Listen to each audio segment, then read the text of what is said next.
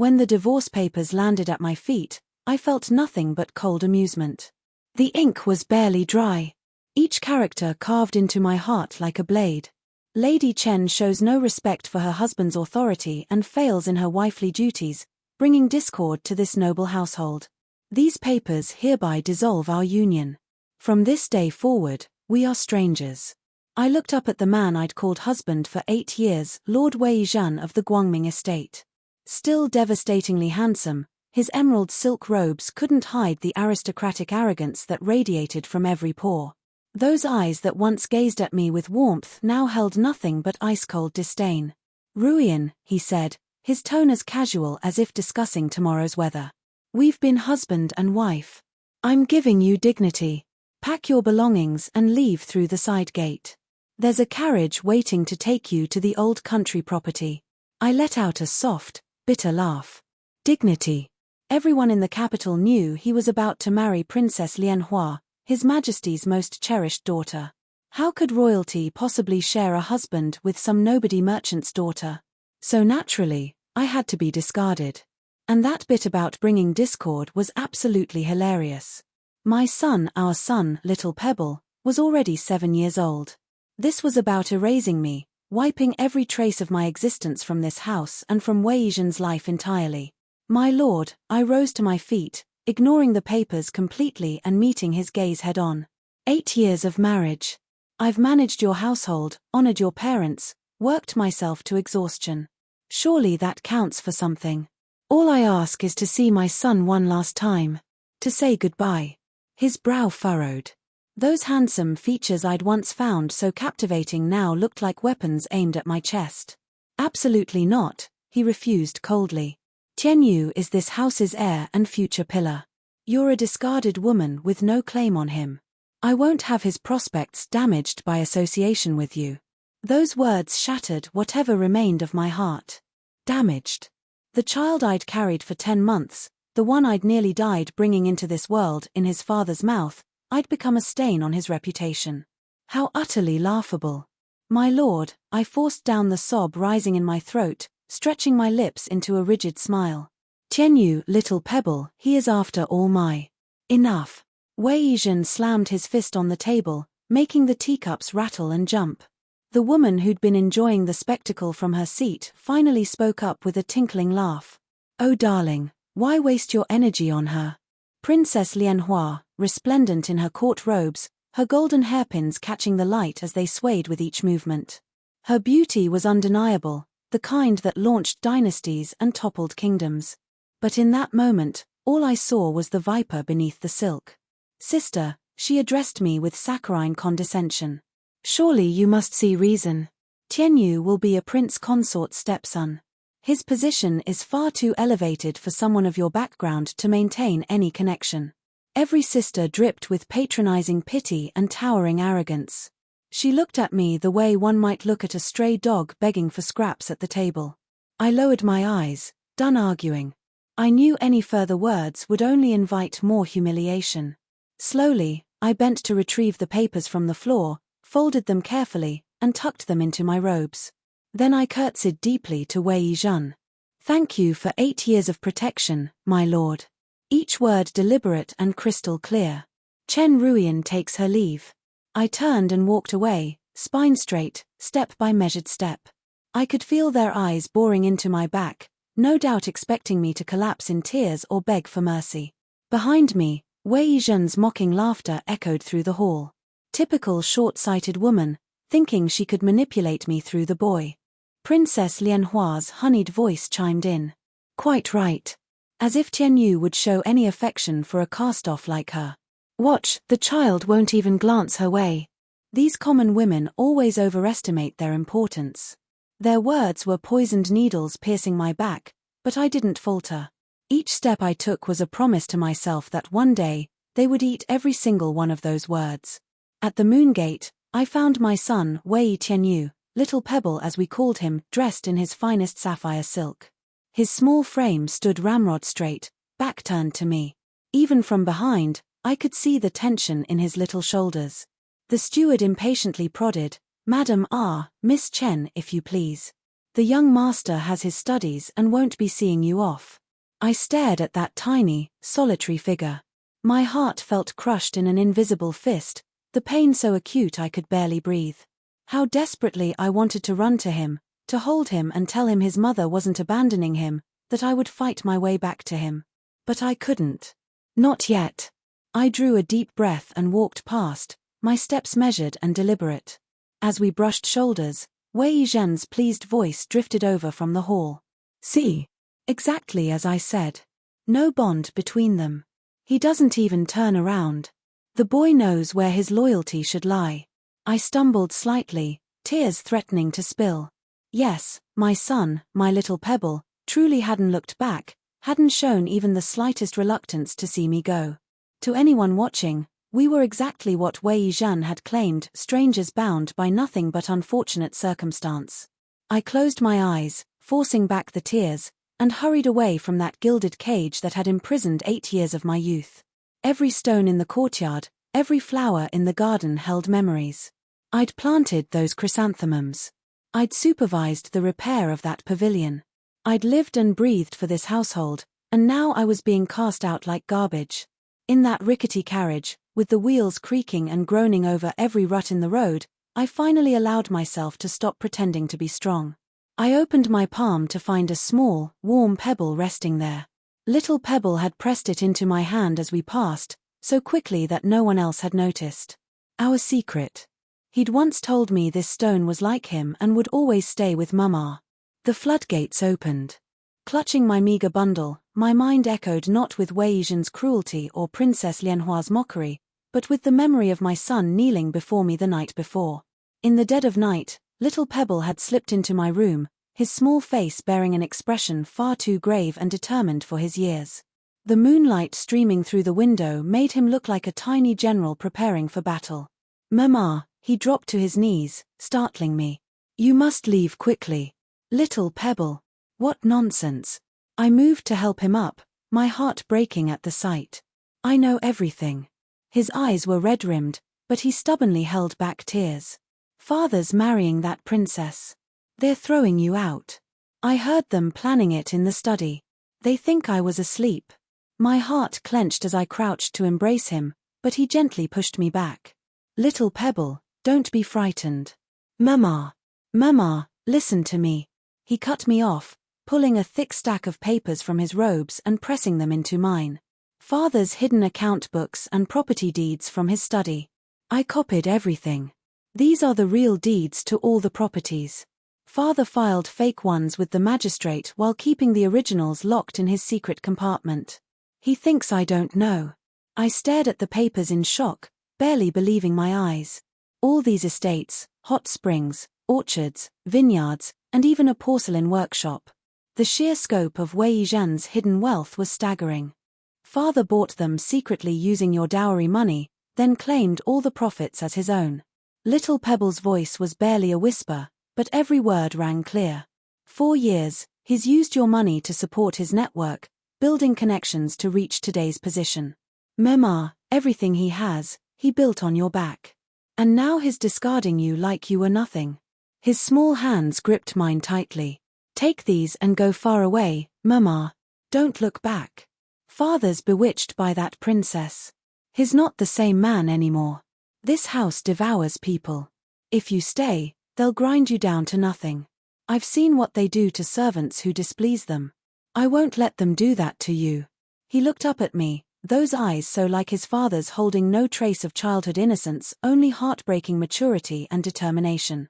At 7 years old, my son had already learned the harsh lessons of survival in a noble household. Tomorrow, I won't see you off. I won't even look at you. They want a show, so I'll give them one. I'll make everyone think we're not close, so they can't use me against you. If they think I don't care, they won't bother trying to hurt you through me. His voice cracked slightly. Trust me, Mama. I'll protect myself, and you must live well. You must thrive. You must show them all what they threw away. He held me tight, his small frame trembling against mine despite his brave words. You're the best mother in the world. You deserve the very best. And one day, Mama, one day I'll make sure everyone knows it. I'll make father regret this for the rest of his life. Tears blurred my vision as I held my precious boy. I caressed that weighty stack of deeds. They weren't just wealth, they were my son's way of paving an escape route and giving me back my pride. At 7 years old, he'd orchestrated what would become the foundation of my revenge. Weihan, you think you've won? You think you're discarding some helpless woman. You have no idea what you've actually thrown away. You've created your own destruction, and you don't even know it yet. As the carriage left the capital behind, the bumpy roads gradually smoothed. I wiped away my tears, feeling my resolve crystallize bit by bit. I unfolded the deeds again, studying them in the dim light. Each property represented years of my labor, my dowry, my sacrifice. Weihan had stolen everything from me and called it his success. But my clever son had given it all back. The game was only just beginning. I didn't go to that dilapidated estate Weihan had so graciously provided. The moment we cleared the city gates, I had the driver stop and paid him off with a silver ingot, more money than he'd see in 3 months of honest work. His eyes widened, and he bowed so low his forehead nearly touched his knees. Using little Pebble's deeds, I found the largest property, Qingshan Manor. Situated on Jade Mountain in the suburbs, it sprawled across vast acreage with not only thousands of acres of fertile land but also natural hot springs. Weihan had originally bought it as a private retreat for entertaining powerful contacts, a place to conduct business away from prying eyes. He never imagined his 7-year-old son had already uncovered all his secrets, down to the location of his hidden safe and the pattern he used to lock it. The steward, Manager Feng, was a shrewd middle-aged man with calculating eyes and quick hands. Seeing a woman arrive alone with property deeds, his face showed obvious suspicion and wariness. He probably thought I was some kind of swindler or desperate woman trying to pull a fast one. "Miss, about these deeds," his tone was polite but dismissive. I said nothing, simply producing Weihan's private seal from my bundle, another gift from little Pebble. He'd explained that father had 2 seals, one public, one secret, using the hidden one for private property dealings to keep his wealth off the official records. My son had made an impression in wax, then carefully carved a replica from jade. The detail was perfect. Manager Feng's expression transformed the moment he saw that seal. His eyes widened, then narrowed, and then he dropped into a deep bow. "I didn't know the master was coming. Please forgive the oversight, my lady. From today, I am the master here." I spoke calmly, tucking the seal back into my robes. "My surname is Chen. You may address me as Master Chen." Manager Feng was clever enough not to probe my relationship with the Guangming estate. Whatever had happened, whoever I was, I held the real seal and the real deeds. That was all that mattered. He immediately agreed with vigorous nods. "Yes, Master Chen. How may this humble servant serve you?" I spent 3 days surveying the entire property, and with each passing hour, my anger grew. The farmland was reasonably well maintained by tenant farmers who paid their rent on time and kept the soil productive. But the precious hot springs, the very reason Weihan had bought this land, lay almost abandoned. Just a few crude pools for occasional use by servants, water running to waste, minerals evaporating unused. What criminal waste! What short-sighted stupidity! I immediately knew what had to be done. I summoned Manager Feng to the main hall and announced my first decision. "I'm transforming this into the capital's most exclusive hot spring resort." Manager Feng's jaw dropped. He stared at me as if I'd announced plans to build a palace on the moon. "Master, the cost, our annual yield could never support such an undertaking. The construction alone would bankrupt us 3 times over. I'll handle the financing." I fixed him with a steady gaze. "I need you to find the finest craftsmen and most reliable workers. I want architects who can create beauty from nothing. I want gardeners who understand the poetry of landscapes. I want builders who take pride in every stone they lay. I want this place completely transformed within 3 months. 3 months. Manager Feng looked faint. "Master, with all respect, such a project would normally take 2 years, perhaps 3. Then we work day and night. I'll pay double wages for night work, triple for master craftsmen. Bonuses for early completion." I pulled out a small leather pouch and dropped it on the table. Gold coins spilled out, glinting in the lamplight. This is your advance. Hire 100 men if you need them. Hire 200. Just get it done. Manager Feng stared at the gold, then at me, and I saw the exact moment he decided I was either brilliant or insane and that he'd follow me either way. Though he harbored serious doubts, he complied with a deep bow. I retrieved my dowry jewelry, pieces my mother had left me, each worth a fortune. Jade hairpins that had been in our family for 3 generations. Pearl earrings from the southern seas. Gold bangles etched with phoenixes and dragons. I'd secretly replaced them over the years with copies good enough to fool casual inspection, knowing that one day I might need to convert them to silver. Pawning just a fraction provided the massive startup capital needed. Craftsmen arrived quickly. Under my direct supervision, Qingshan Manor erupted into bustling activity that started at dawn and continued well into the night by torchlight. I abandoned the era's crude garden designs, drawing on every scrap of knowledge I could remember to create a landscape where every step revealed new vistas. I sketched designs until my fingers cramped, explained concepts until my voice grew hoarse. The hot springs were divided into dozens of pools with different therapeutic properties, petal baths infused with roses and chrysanthemums, herbal treatments with ginseng and goji berries, infinity pools overlooking mountain views where guests could soak while watching the sunset paint the sky gold and crimson. I had craftsmen carve channels in the stone to control water temperature, creating pools that ranged from pleasantly warm to almost scalding. Guest quarters were no longer simple dormitories but tiered accommodations ensuring absolute privacy and luxury. The finest rooms had their own private springs, enclosed gardens, and sitting areas. I imported silk from Hangzhou for the bedding, had furniture makers craft pieces from fragrant sandalwood. Every detail mattered. I even dedicated space for tea houses where guests could sample rare leaves from all over the empire, chess pavilions with boards inlaid with mother of pearl, and martial arts grounds for those who wanted to maintain their practice while traveling. There was a library filled with classics and contemporary works, a meditation hall for Buddhist and Taoist practitioners, even a small theater for evening entertainment. Manager Feng progressed from shock to amazement to complete devotion. He started calling me master with genuine reverence rather than mere politeness. Master, what divine inspiration fills your mind? I've never seen anything like this. The other resorts will look like pigsties in comparison. I merely smiled, checking another detail on my list. These were concepts that would transform the resort industry, ideas that combined luxury with natural beauty, comfort with refinement. I was creating something that didn't exist yet in this world, a destination where the wealthy didn't just visit, but where they'd compete for the privilege of staying. 3 months later, just as talk of Lord Wei's royal wedding began dying down and the capital's gossips moved on to other scandals, my Jade Spring Resort officially opened. Rather than mass advertising or lowering ourselves to hawking in the streets, I employed precision marketing.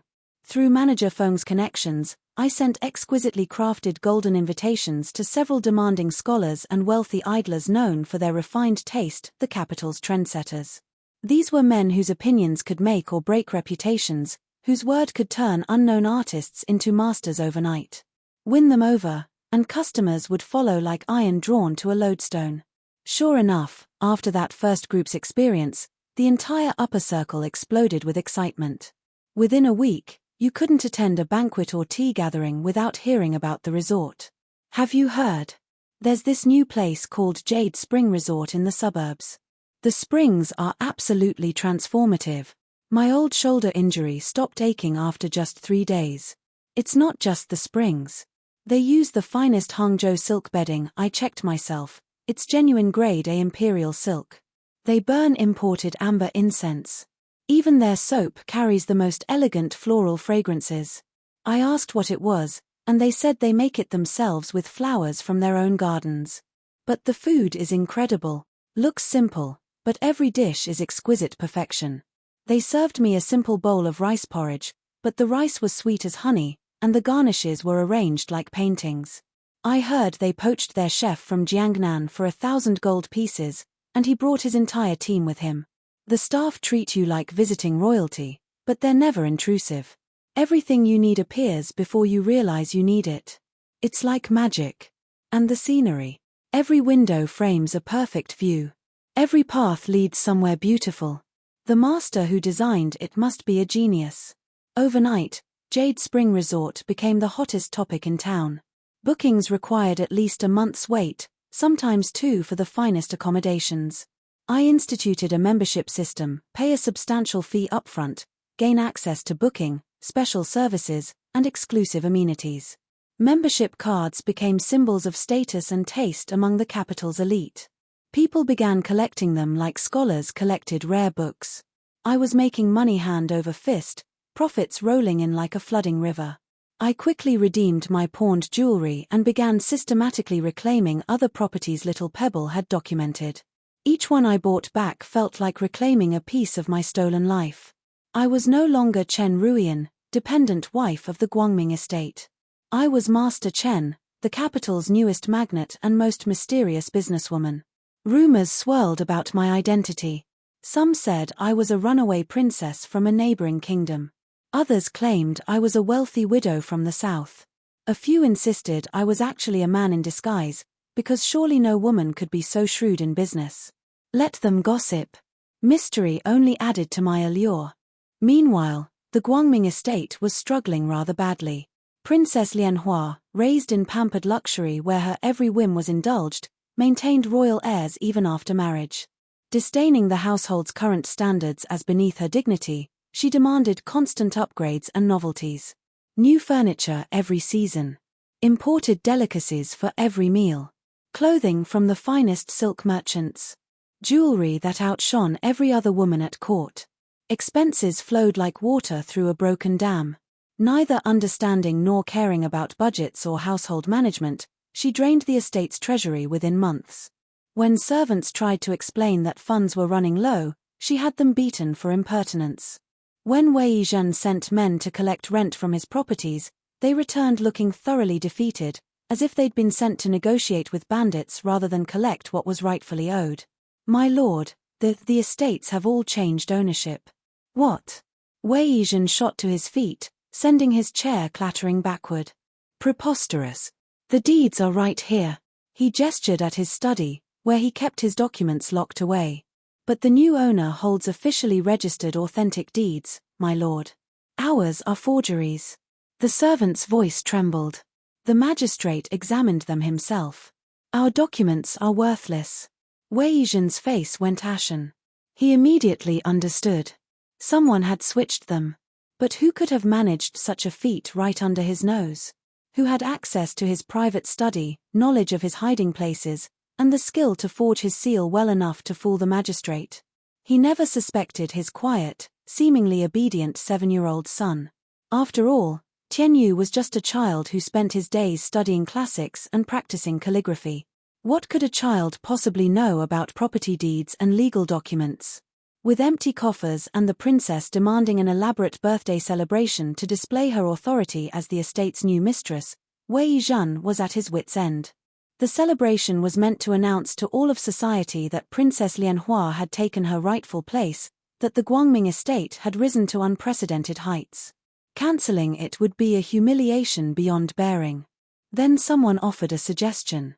My lord, currently the most fashionable venue in the capital is that Jade Spring Resort. Everyone who's anyone has been there. If Her Highness could hold her birthday there, she'd outshine everyone. It would become legendary.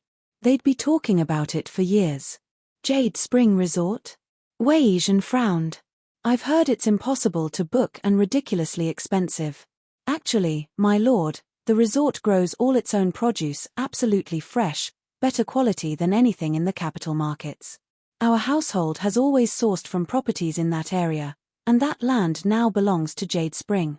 If we approach them citing past relationships, surely the new owner would show some consideration and offer reasonable prices. That would give us an opening. Weihan thought this reasonable and dispatched his steward with great fanfare to my resort, bearing gifts and honeyed words about neighborly cooperation and mutual benefit. That day I was inspecting newly cultivated flowers in the greenhouse when manager Feng hurried over wearing a peculiar smile, the kind of expression that said he had delicious gossip to share. Master, the Guangming estate steward has arrived wanting to purchase produce, insisting on the old prices. His eyes twinkled with barely suppressed amusement. I set down my pruning shears, carefully removing my work gloves. How quickly they'd come knocking. How predictably desperate. Old prices. I slowly wiped my fingers on a cloth. What are our current rates? Manager Feng struggled not to laugh outright. Master, our spring-watered produce is sweet and crisp, superior to anything else available. Money can't buy such delicacies in the capital now. Prices run about 10 times market rate, and we only supply resort members. We have waiting lists for everything from our cabbages to our melons. I raised an eyebrow. Is the Guangming estate among our members? Certainly not, Master. Then tell the steward to follow proper procedures. My tone remained casual, as if discussing the weather. If they want our vegetables, they're welcome to purchase a membership for 100,000 silver taels, then buy at member prices. We're always happy to welcome new members, provided they can afford the privilege. Manager Feng's eyes lit up as he bowed, clearly delighted at the prospect of delivering this message. Yes, Master. I'll inform him immediately. Should I offer him refreshments while he considers this generous offer? By all means. Serve him our best tea. Let him see exactly what is missing. Watching Manager Feng disappear, my smile grew wider. Weihan, this is merely the first course. Everything you owe me, I'll extract with compound interest, piece by piece. By the time I'm done, you'll have paid back my dowry 100 times over. The Guangming steward was practically carried out of the resort gates by 2 servants, his face purple with rage and humiliation. When he returned and embellished his tale, no doubt making the rejection sound even more insulting than it had been, Weihan smashed his most prized inkstone on the spot. The crash echoed through the entire estate. Outrageous. Some country bumpkin dares such insolence. Doesn't he know who previously owned that estate? Weihan paced like a caged tiger, his hands clenched into fists. Princess Lianhua fanned the flames with practiced ease. Darling, this is clearly disrespecting both you and me. A mere resort owner showing such audacity. He needs teaching. He needs to learn his place. How dare someone of such low birth refuse the Guangming estate? Weihan, his pride wounded beyond bearing, furiously dispatched officials to shut down my resort on charges of improper business practices and harboring corruption. He called in every favor he was owed, leaned on every connection he'd built. Surely some low-born merchant woman couldn't withstand the combined pressure of the magistrate's office and the aristocracy. But his men barely arrived before palace eunuchs appeared with imperial decrees, led by Eunuch Li, the emperor's most trusted attendant. The officials found themselves face to face with imperial authority, their prepared speeches dying in their throats.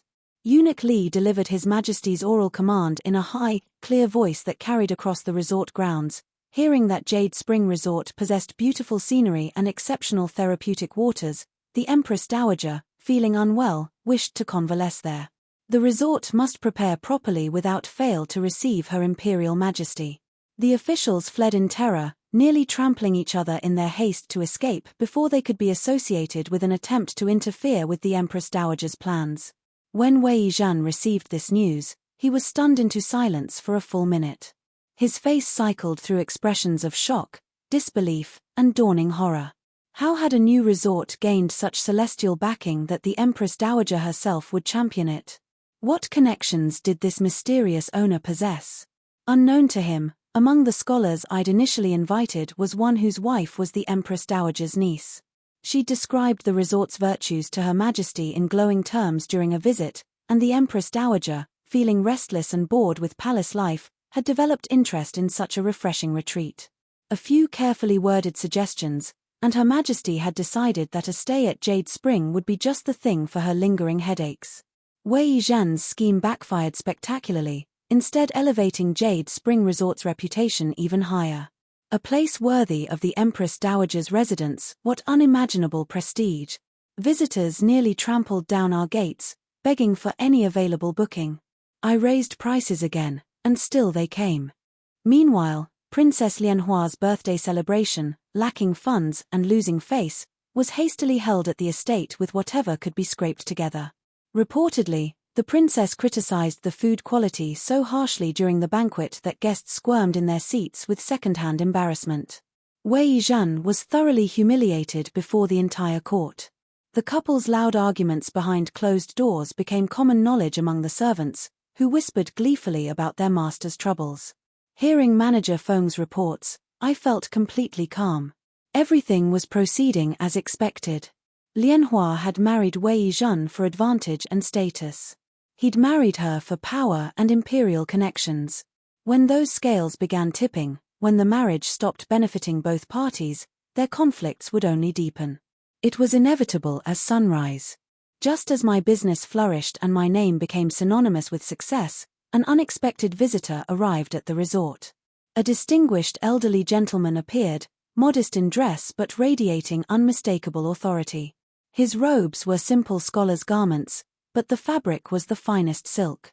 His manner was humble, but his eyes held the confidence of someone accustomed to deference. He specifically requested to see me, which puzzled me, but I agreed. I was curious who would visit without invitation, without seeking to join my list of wealthy patrons. We met in the resort's most elegant pavilion, listening to Rain Pavilion, named for the way sound echoed off the water during storms. When the old man saw me, his gaze flickered with surprise, then curiosity, and finally something that looked almost like recognition. Forgive my presumption, but might Master Chen hail from Jiangnan? My heart stirred, though I kept my expression neutral. Why do you ask, sir? Instead of answering directly, he lifted his teacup, sipped gently, and his eyes brightened with unmistakable recognition. This tea preparation technique, it's the Lin family's Dragon Well triple infusion from southern Suzhou. The angle of the pour, the temperature of the water, the timing of each infusion. This skill is never taught to outsiders. He set down the cup with deliberate care, fixing me with an intense stare. Young lady, who exactly are you? My heart hammered wildly against my ribs. My mother had indeed been surnamed Lin, the legitimate daughter of the Suzhou family, who'd severed ties with her clan to marry my merchant father and fled far from home. This Dragon Well triple infusion technique was something mother had taught me personally, making me practice until my hands knew the movements by heart. She'd said it was a gift from her grandmother, passed down through generations of Lin women.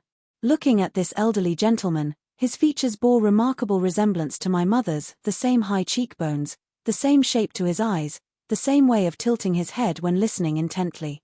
A bold suspicion formed in my mind, growing stronger with each passing second. Voice trembling despite my best efforts, I ventured, "Sir, might you know my mother?" "Lin Wanqing." Crash. The teacup shattered on the floor, precious porcelain scattering like fallen stars. He leaped up with surprising speed for his age, his aged body shaking with emotion, eyes filled with disbelief and sudden, overwhelming hope. Wanqing is my younger sister. You're her daughter?"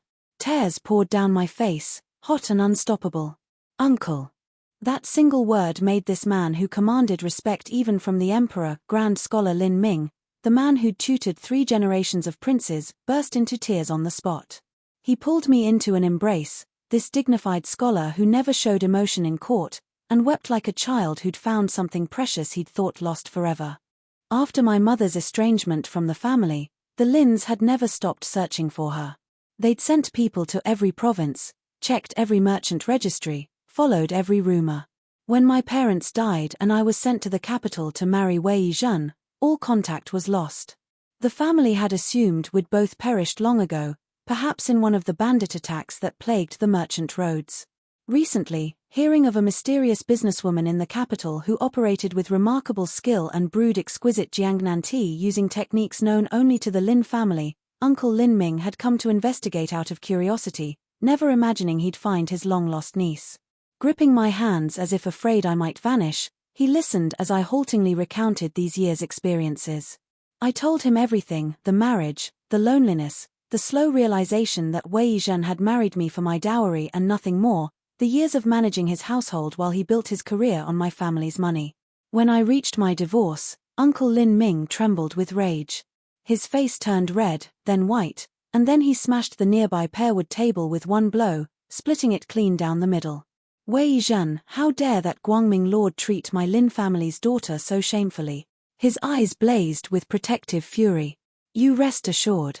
Uncle will definitely reclaim this justice for you." I'll have him stripped of his titles, cast out of court, thrown into prison for the insult he's dealt our family.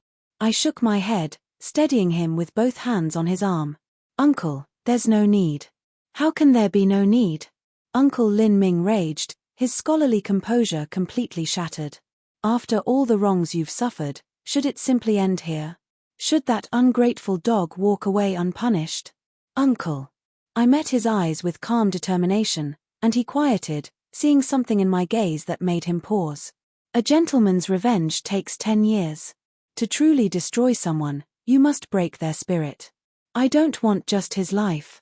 I want him to watch helplessly as everything he values most, power, position, dignity, respect, crumbles to nothing. I want him to regret so deeply that he'd rather kill his former self in his midnight dreams. I want him to understand exactly what he threw away, and I want that understanding to torment him every day for the rest of his life. Uncle Lin Ming stared at the fire burning in my eyes, speechless. After a long silence that stretched between us like a held breath, he sighed and patted my hand with something like pride. Good, child. You've grown up. His eyes filled with unmistakable pride. Truly worthy of Lin family blood. Your mother would be so proud of you. Go ahead and act. The entire Lin clan stands behind you. Whatever you need, you have only to ask. With the Lin family backing, my confidence soared to new heights. I soon reappeared in the capital's social circles as Grand Scholar Lin's niece, attending banquets and gatherings I'd never been invited to before. Uncle Lin Ming introduced me to everyone who mattered, made sure every influential family knew my true identity.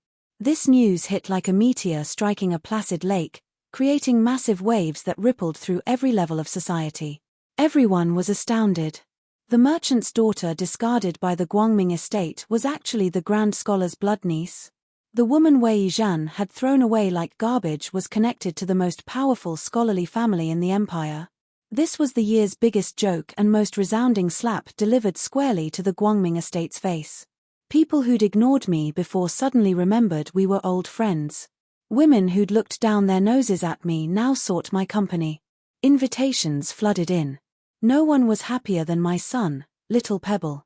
Using the excuse of paying respects to the Empress Dowager at the resort, a legitimate reason that no one could question, he saw me and collapsed into my arms, finally crying like the child he was.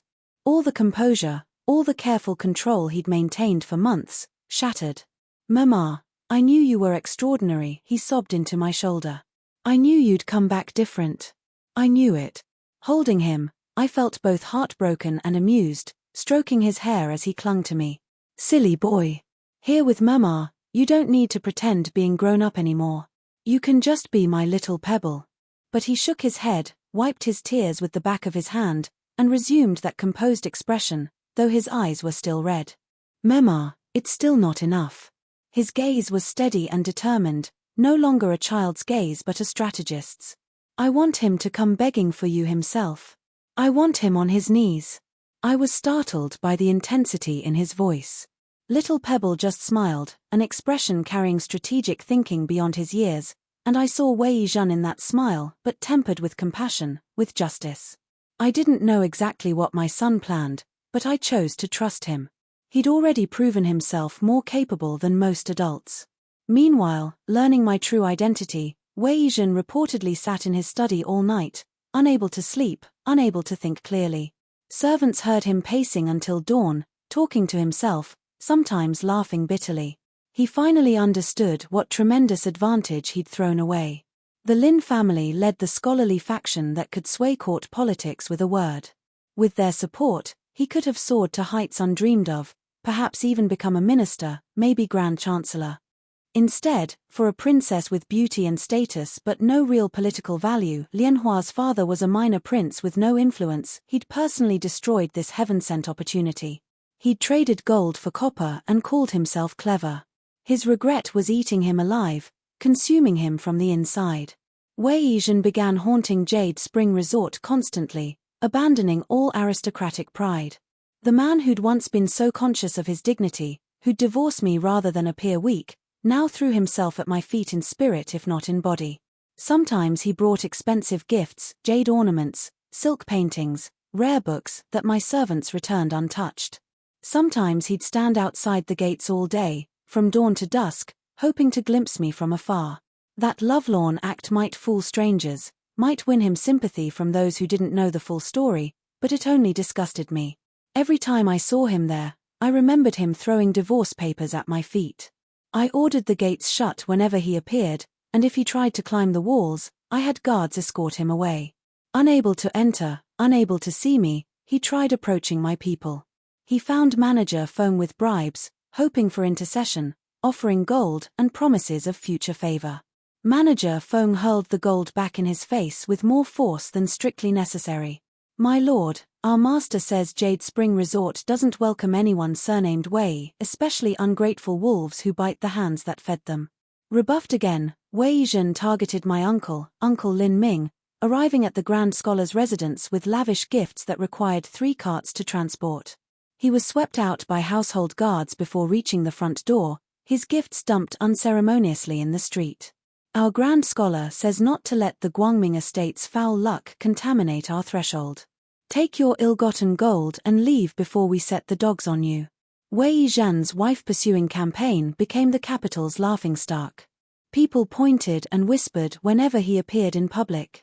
Everyone said the Lord had traded watermelon for sesame seeds, completely blind to value. Some composed satirical poems about him. Street performers incorporated his story into their acts.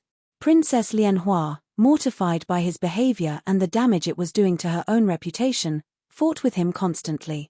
The estate became a battlefield with arguments every few days, sometimes escalating to thrown objects and smashed furniture. Servants learned to make themselves scarce when the shouting started. Wei Zhan was exhausted, body and soul, caught between a wife who despised him and a future he'd destroyed with his own hands. He probably figured only one person might help him, our son, Tianyu. On Little Pebble's rest day, Wei Zhan specially brought him back to the estate, dismissing servants and tutors to ensure privacy. At dinner, with Princess Lianhua conspicuously absent, claiming a headache but really just refusing to eat with him, only father and son sat together at the long table meant for 20. Wei Zhan personally served Little Pebble food with serving chopsticks, his tone unprecedentedly gentle, almost pleading. Tianyu, how are your studies progressing? Your tutor says you're top of your class. Little Pebble merely ate quietly, his movements precise and controlled, offering a flat fine. Feeling awkward, Wei Zhan continued, stumbling over words like a nervous suitor. Tianyu, I know you're close to your mother. Father knows he was wrong. Could you speak to her for me? Ask her to forgive father. Just one meeting, that's all I ask. Little Pebble finally set down his chopsticks with deliberate care. He looked up, those eyes identical to Wei Zhan's holding not warmth but icy mockery that seemed far too adult for his small face. Father.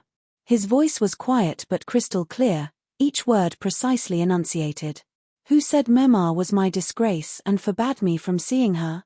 Wei Zhan paled, his hand freezing halfway to his cup. And who pointed at my back when Mema left, laughing about our shallow bond? Little Pebble continued remorselessly. Who told everyone that I didn't care about her, that I was happy to see her go? Wei Zhan's lips began trembling. Tianyu, I was angry, I didn't mean. On what grounds do you think I'd help you now? Little Pebble stood, and somehow, despite his small stature, he seemed to tower over his father. Mama said she was blind for 8 years and refuses to be blind for life. I won't be blind either. He walked toward the door, then paused. One more thing. He turned back for one last look, his expression carved from ice. I stopped being your son long ago. I'm my mother's son. My surname is Chen. He walked away without a backward glance, leaving his father sitting alone at that enormous table, surrounded by dishes growing cold. Wei Zhan collapsed in his chair, ashen-faced, and something inside him broke. Never in his wildest dreams had he imagined his proudest achievement, his brilliant, accomplished son, would hate him so bitterly, would reject him so completely. Word of this quickly reached me through Little Pebble's own letter, carefully written and smuggled out by a sympathetic servant. I felt simultaneously heartbroken and proud. My Little Pebble had truly grown up, becoming the man who could shield me from life's storms, who would stand between me and anyone who tried to hurt me again. With all paths blocked, Weihan grew increasingly dissolute, drowning his sorrows in wine.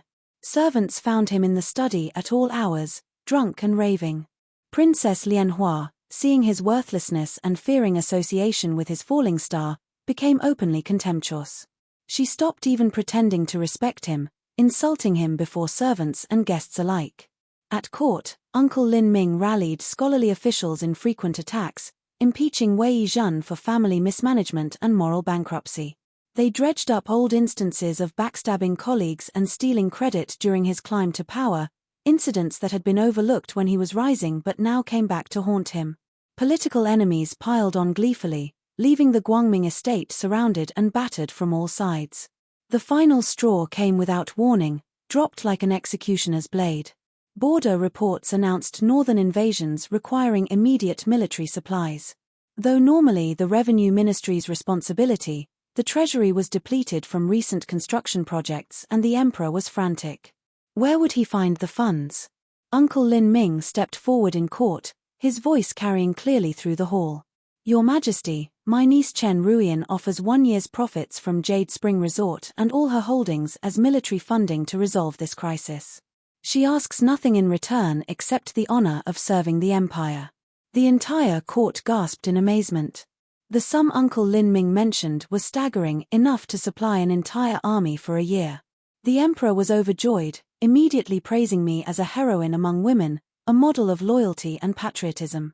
He granted the title of Lady of Prosperity with a fief of 1,000 households, a nearly unprecedented honor for a woman. When the decree reached Jade Spring Resort, I was flying kites with little Pebble on the back mountain, enjoying the spring breeze and his delighted laughter.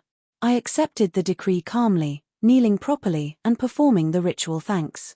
This title was less reward than the emperor's gesture toward the Lin family and acknowledgement of my massive contribution. But it was real nonetheless, granting me status that no one could question.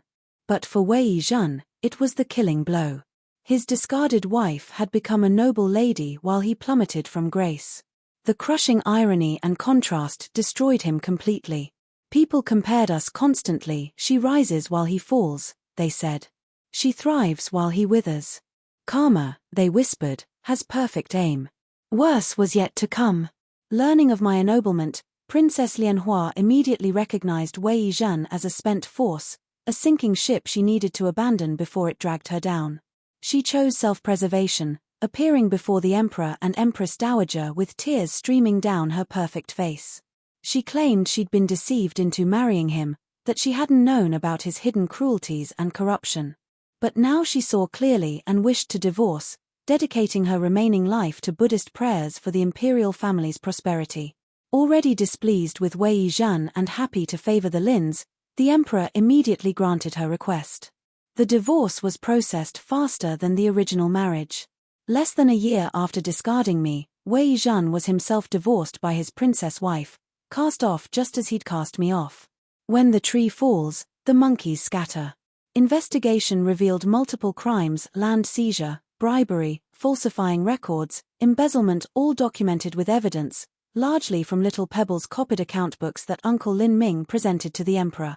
Enraged by the deception and disgusted by Weihan's corruption, the emperor stripped Weihan's title, confiscated his property, and reduced him to commoner status with lifetime banishment from office.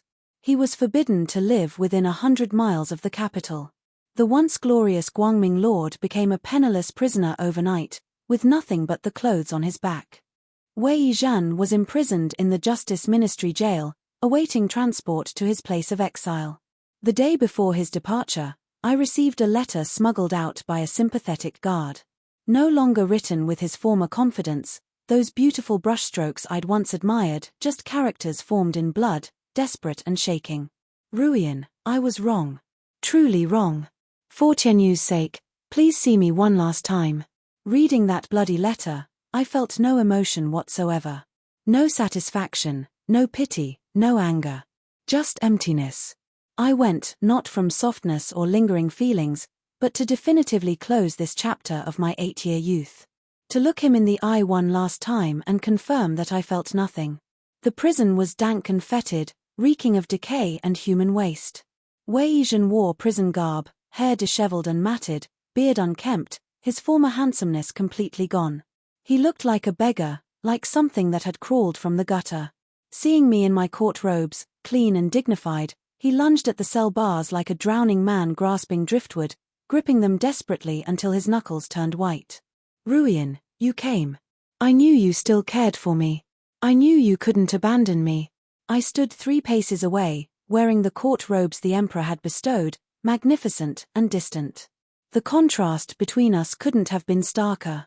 I didn't come for you. My voice was steady as stone. I came to tell you how well I'm doing. My resort thrives with daily profits in gold. My uncle, the grand scholar, dotes on me. My son is brilliant and makes me proud. And I am an imperially granted lady of prosperity with land and title. With each sentence, Weihan grew paler, his face becoming the color of old ashes.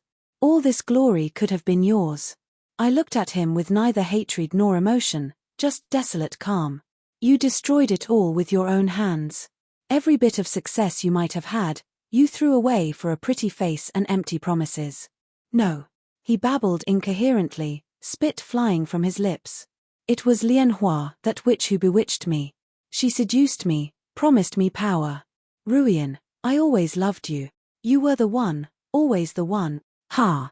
I laughed as if hearing the greatest joke ever told.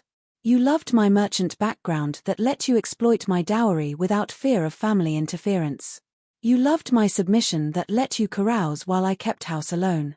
You loved my isolation that meant no one would defend me when you cast me aside. You loved yourself and your pathetic ambition to court the powerful. But you never loved me. My words left Weihan speechless. He released the bars and crumpled to the ground like a puppet with cut strings, all dignity abandoned. Ruan, give me another chance. We could start over.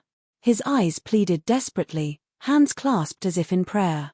I'll be different. I'll be the husband you deserved. Please. Please. I smiled then, my most genuine laugh since the divorce. Weihan, look at yourself like a beaten dog groveling for scraps. You were so grand, so decisive when you divorced me. Did you ever imagine you'd have today? Did you think you were invincible? I turned away without another glance, my robes swirling. My life has begun anew, but my future holds no place for you. Take your regrets to that wasteland and live with them till you die. May every day remind you of what you lost. I walked from that prison without looking back, leaving his despairing howls and sobs far behind, fading into nothing. Sunlight warmed my face as I stepped outside, bright and welcoming, promising new beginnings. Outside the prison, an elegant carriage waited, lacquered in deep red with gold trim, pulled by 4 matched horses. The curtains parted, revealing little Pebble's spirited young face, bright with joy. He extended his hand with a radiant smile that seemed to light up the world. Mama, let's go home. I took his hand and climbed in. The carriage began moving toward our brilliant new future, leaving the past crumbling behind us like old ruins. As for Weihan, he'd become an insignificant footnote in my life, a cautionary tale about pride and short-sightedness. I heard he went mad during the journey to exile, constantly shouting a woman's name toward the north, wandering the roads and disturbing travelers. Some said he died of exposure. Others claimed he still wandered out there, a ghost haunting his own mistakes. But what was that to me? My life was just beginning, spreading before me like an unwritten scroll. My son said I deserved the best. He'd made good on that promise, and so had I. Together, we would build something magnificent, something that would last for generations. The Chen family would be remembered not for how we fell, but for how we rose from the ashes, phoenix-like and unstoppable. And every morning when I woke in my beautiful manor, surrounded by success I'd built with my own hands, I smiled. Not because Weihan had suffered, revenge was sweet, but it wasn't everything. I smiled because I was finally, truly free. If you enjoyed this story of revenge and rising from the ashes, don't forget to like this video, subscribe to Lotus Tale Studios, and smash that notification bell so you never miss another tale of justice and triumph. What would you do if you got a second chance at life? Drop your thoughts in the comments below, I read every single one. Share this with someone who needs to hear that it's never too late to reclaim your power. More empowering stories coming your way every week. Until next time, remember, the phoenix always rises. This is Lotus Tale Studios, where every ending is just a new beginning.